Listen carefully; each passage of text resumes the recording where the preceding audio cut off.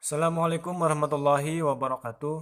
Alhamdulillahirabbil alamin. Allahumma shalli ala sayyidina Muhammad wa ala ali sayyidina Muhammad. Bertemu lagi dengan saya Muhammad Syarif Hidayatullah dalam mata pelajaran otomatisasi tata kelola keuangan, yang dimana pelajaran ini dikhususkan untuk kelas 12 OTKP 1 dan OTKP 2. Dan materi ini adalah materi pertama.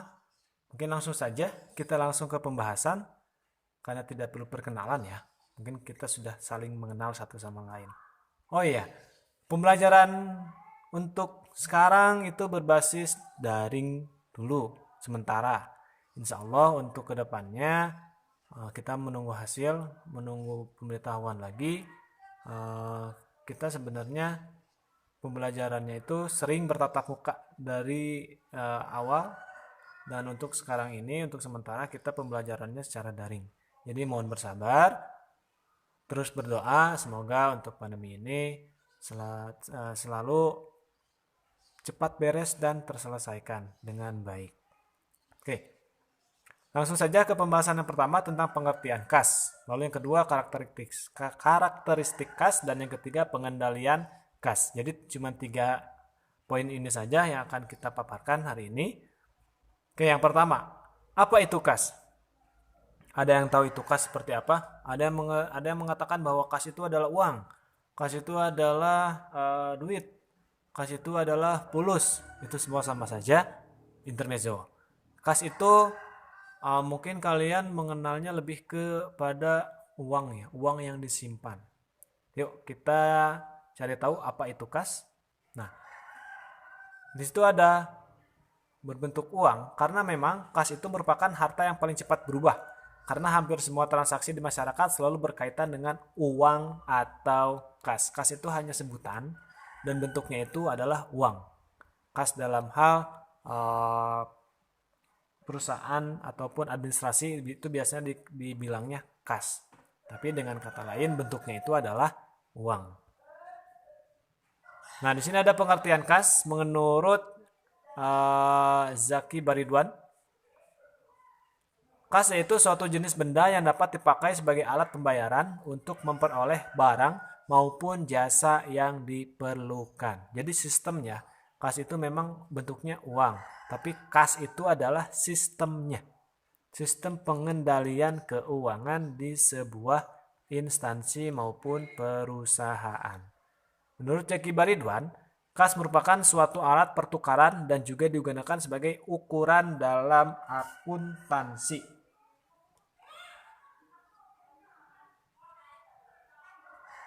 Semua transaksi yang terjadi dalam akuntansi biasanya selalu diukur dengan kas, yang merupakan satuan nilai mata uang yang berlaku di negara tempat domisili perusahaan itu berada. Contoh, misalkan di Indonesia berarti rupiah, di Amerika berarti dolar, di dunia Timur Tengah mungkin ada yang rupiah, macam-macam lah, tergantung dari si negaranya. Kas yang merupakan salah satu pos aktiva lancar adalah aktiva yang paling liquid atau lebih, dalam arti paling sering berubah, karena seluruh transaksi keuangan yang terjadi selalu berkaitan dengan kas atau berakhir dalam rekening kas. Rekening itu apa? Rekening itu adalah tempatnya. Kas juga apa? Sistemnya. Uang, nah uang itu adalah inti dari si kas tersebut. Nah, selanjutnya sumber penerimaan kas. Nah, dari mana kita mendapatkan uang? Bagaimana kita mendapatkan tambahan kas untuk perusahaan kita? Yang pertama, penjualan tunai atas barang yang dijual atau barang dagangan. Barang kita jual, kas masuk. Berarti ada pemasukan dan pengeluaran. Pengeluarannya itu adalah produk dan pemasukan kita adalah kas. Lalu yang kedua, pelunasan piutang dari debitur. Pelunasan piutang. Piutang itu adalah uang yang ada di luar yang pasti bakal kita miliki. Itu adalah piutang. Jadi intinya biasanya yang kredit, yang bayar dicicil, yang bayar di muka, misalkan setengah dulu. Kita membeli barang 1 juta, dibayar dulu 500. Berarti dia masih ada sisa hutang ke kita 500. Tapi belum dibayar. Nah, itu adalah piutang. Yang ketiga, pengambilan utang pada pihak kreditur. Yang tadi, penambahan modal dari pemilik, penjualan saham baru kepada pemegang saham. Intinya kas ini bertambah hasilnya dari mana? Jualan. Yang hutang, dia yang membayar. Terus ada tambahan modal dari si pemilik. Lalu penjualan saham baru, otomatis kita mendapatkan kas yang bertambah. Itu sumber-sumbernya. Nah, selanjutnya ada karakteristik kas.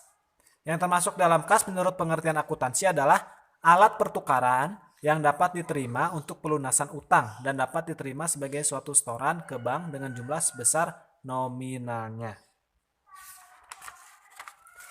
Termasuk dalam pengertian kas adalah simpanan dalam bank dalam bentuk tabungan, deposito maupun giro atau tempat-tempat lain yang dapat diambil sewaktu-waktu.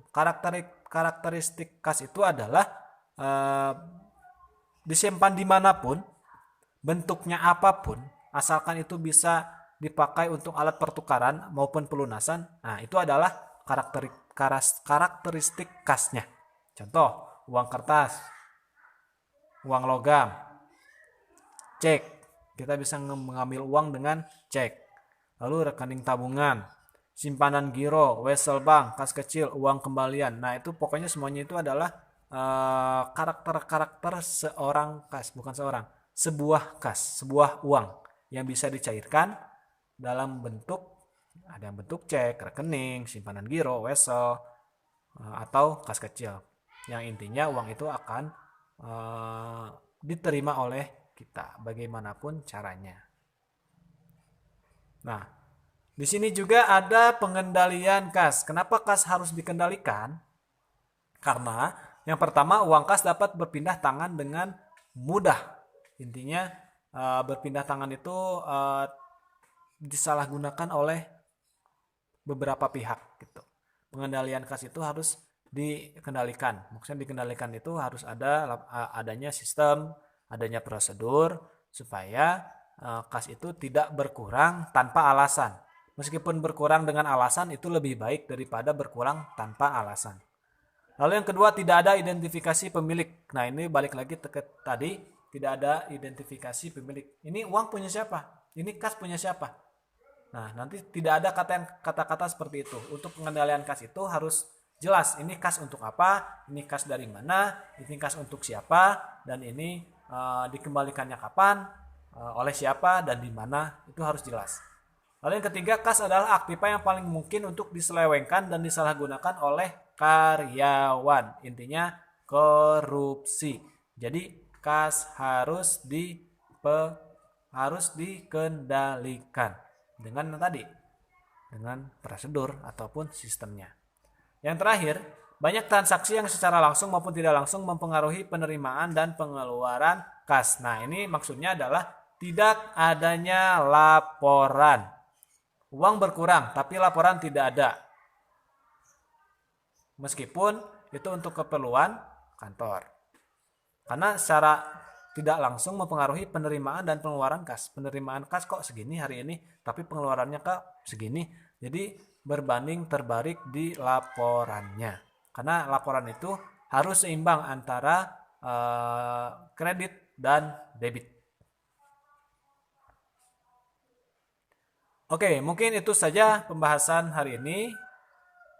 Nanti akan kita lanjutkan di pembahasan atau materi minggu depan yang kedua. Silahkan bagi teman-teman semua yang ingin mencatat mana yang penting dan yang ingin menanyakan sesuatu, nanti bisa ditulis di kolom komentar. Dan untuk hasil resumnya itu nanti akan dikumpulkan per pekan. Nanti di akhir pekan kalian akan mengumpulkan hasil rangkuman dari pemateri ataupun belajar kalian secara daring di rumah. Nanti dikumpulkan di sekolah akhir pekan. Oke, mungkin itu saja yang bisa saya paparkan. Terima kasih atas perhatiannya. Kurang lebihnya mohon maaf. Wassalamualaikum warahmatullahi wabarakatuh.